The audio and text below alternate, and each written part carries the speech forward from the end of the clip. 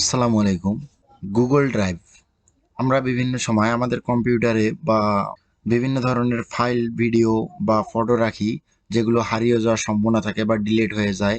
আর এজন্য আমরা এগুলো যাতে আজীবনের জন্য রাখতে পারি, সেজন্য আমরা গুগল ড্রাইভ ব্যবহার করতে পারবো।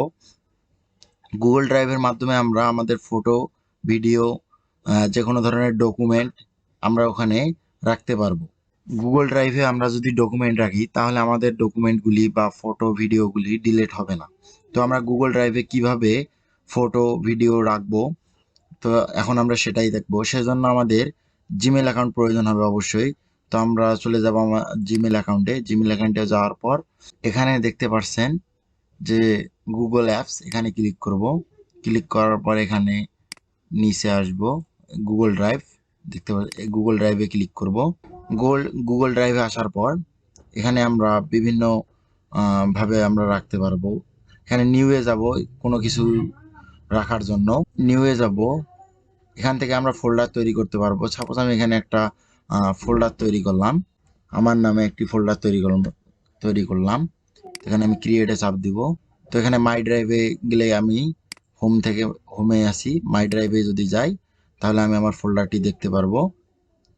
এখানে দেখতে পাচ্ছেন আমি যে এখন যে ফোল্ডারটি তৈরি করলাম, এটা সেই ফোল্ডার। তো আমি এখন এখানে কোনো কিছু রাখার জন্য আবার নিউয়ে যাব।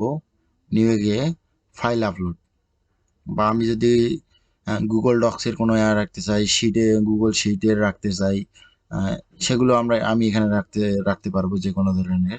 তো আমি এখানে আপলোডে যাব, এখানে আপলোড করে দেখাবো। তো এখানে দেখতে পাচ্ছেন আমি বিভিন্ন ধরনের ফাইল রাখার জন্য, সাপোজ এই ফটোগুলো আমি গুগল ড্রাইভে রাখবো, সেজন্য আমি এগুলো সিলেক্ট করব। সাপোজ আমি এই ফটোগুলো সিলেক্ট করলাম, করে ওপেনে ক্লিক করব। এখানে দেখতে পাচ্ছেন যে ফটোগুলো এখানে আপলোড হচ্ছে। তো ফটোগুলো আপলোড করার পর আমরা কিভাবে এটা কাউকে দিব বা পার্সোনালি রাখবো, সেটাও আমরা দেখব। তো এখানে দেখতে পাচ্ছেন আমার ফটোগুলো আপলোড হয়েছে।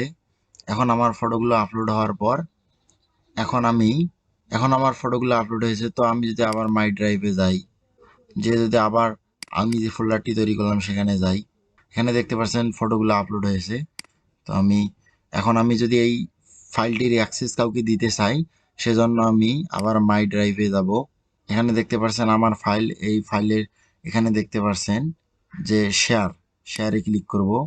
শেয়ারে ক্লিক করার পর আমি যদি নিজের জন্য শুধু রাখতে চাই, আমি এই এই জিমেলটি হলো এই ফাইলের মালিক।